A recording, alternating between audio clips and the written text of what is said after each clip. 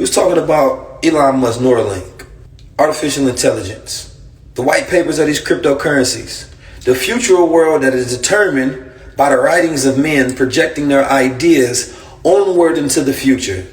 In a way that they get their ideas met into the future, because institutions is a communication between the past and the present. It's a connection, right? Culture, language, ideas. We follow institutions of the past in the present and project them onto the future to perpetuate the cycle to continue, right? We brag about, having people in our family. Oh, my family graduated from here. The institution. It's a history. Oh, that's what happened in the past. That's what I need to go through in the present. That's what we go do in the future. We don't write things down enough to control what's next. What is the great philosophy of the future for Black America on how we see things will go based on how we're going to control industry, how we're going to have ownership and power? Where are the writings on the wall? They've existed previous. The Honorable Elijah Muhammad wrote a lot, talked about the fall in America, the future and what we must be. This is why he was so successful, because he created an institution that connected the past, the present, and the future, dictated by the mind and the thoughts that were put on paper as ideas spread in our community, and those who absorb the information work to project that future to make sure that it comes true. So you have a fight between what we're being programmed to from their world and what we're being programmed to from our world. Our world is trying to reestablish the institution that represents our very world power, which is the Black family. Their world is trying to maintain power through the white male symbolism, the white savior. They need what? Artificial insemination to have more young white male children. Otherwise, there's no future for them. So technology is their best bet. Well, if we can't duplicate it physically, we're going to go with transhumanism.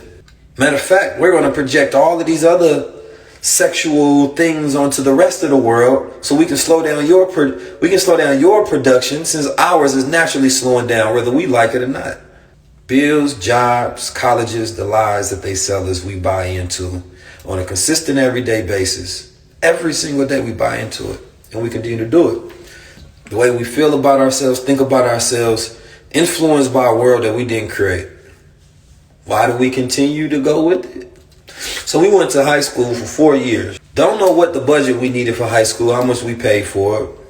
We had to buy the latest Jordans, the nice shoes, right? Then some of us went to college. Some people paid upward to $100,000 in debt for an education that should have been given to them for free. Because you only get an education so you can work for the very society that you pay taxes in, that you live in. So why wouldn't you educate the citizens so that they could actually be productive? Must be another agenda behind it. And then here in 2020, 21, 2019, we got new institutions popping up. Brothers is creating Black World Orders and bridging wealth opportunities. This is how the politician will get you. The politician needs you to think short term. He knows you only think short term, so he's not going to give you a long-term plan. That doesn't move the people. He needs to tell you something in the now that you can vote for. And I need us to not think like that. I need us to think literally 2053 is not far. We are in 2021 and we thought that was the future. I mean, it is, but it's the present.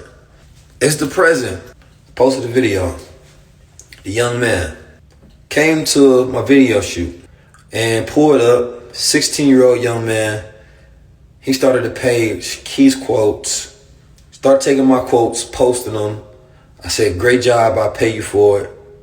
Didn't even know if this was a real person, hadn't met the person. Find out, same kid, or child rather, young man, gets into our BWO program, sends us over a letter and say, yo, I got funded $50,000 from your program. I said, oh snap, this is love right here. Because I thought about when I was in high school. I sold drugs in high school. I hustled. I caught my first case in high school. On my way to high school, I got arrested across the street from my high school in front of some of the other students, right? Just doing dumb shit. But it was nothing that captured my attention there. The subjects was boring. They didn't cater to my type of intelligence. So I had no interest. If I gotta learn the way you want me to learn, which is against my type of brain and my type of intelligence, I don't want to be here. So I use my street smarts to trick the teachers into giving me good grades. That's how I got through high school. I remember getting in the fight, getting kicked out, thrown into alternative, but I sold weed to somebody that was on the school board. They got me back into school. I graduated on time, didn't pay no senior dues, but I got that little high school diploma. I learned to finesse the game because I learned it was all just a game. They didn't care whether I was intelligent or not.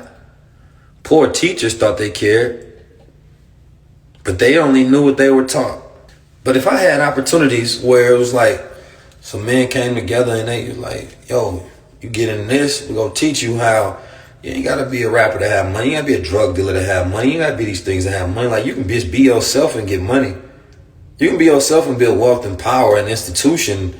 And they was talking ownership and rulership like this. Now, don't get me wrong. I grew up with black men that had some power. They had some institutions. They had their own schools, right? They had their own security force, had their own bakeries and restaurants and property. The values wasn't there to maintain it, but I seen it. I also seen it fall. I seen it fall, so I'm not impressed by the things that I see yet until we can do it long term, because currently, we are very short-term people. We want to destroy anybody that comes in and we don't like them. We're so personal with our preference towards the people in society, but I get it because there's only so many of us. So we say, hey, can you speak specifically to my ideology and what I believe in? I like everything else you do, but this is one little tweak because I need you to be customized for me. And then everybody else said, well, if you customize that thing, then it leaves me out, then it leaves me out, then it leaves me out, and everybody's hating you now.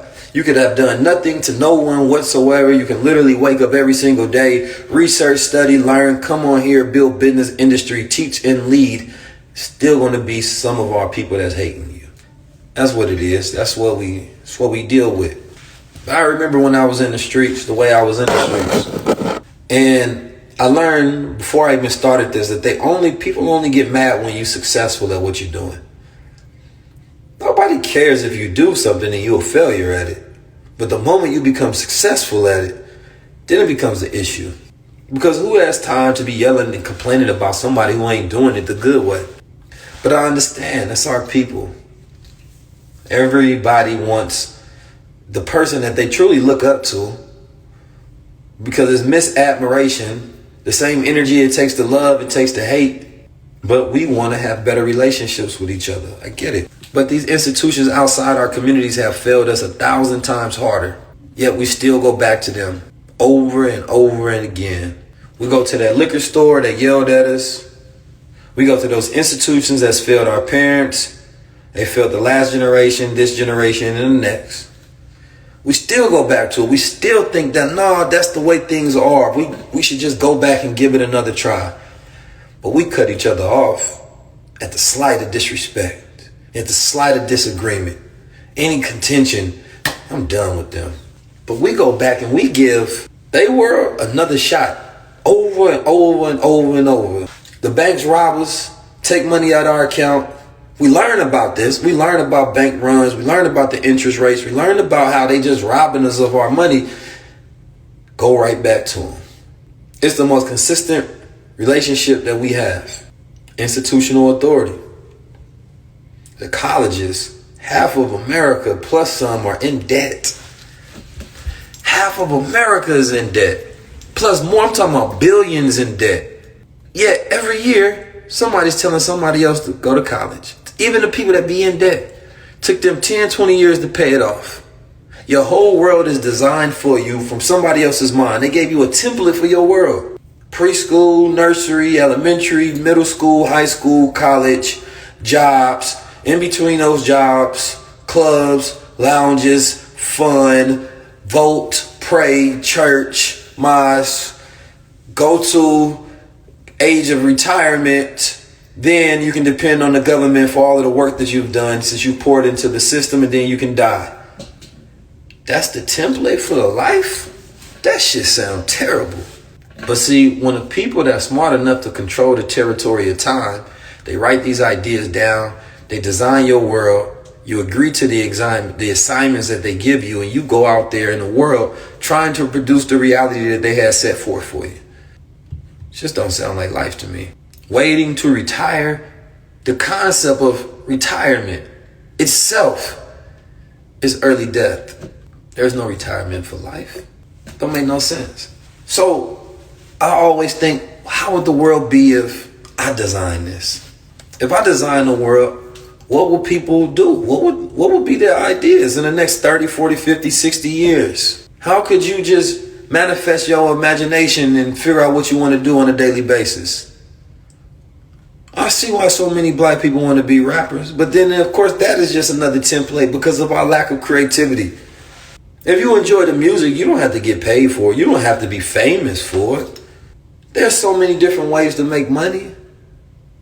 It makes no sense that we pick about 5 different ways and they become our norm because we didn't choose it in the first place. It was given to us. The illusion of choice is the biggest deception ever played on us. We think we chose these ideas, these careers, these names, the influence, the things that we eat, the way that we dress.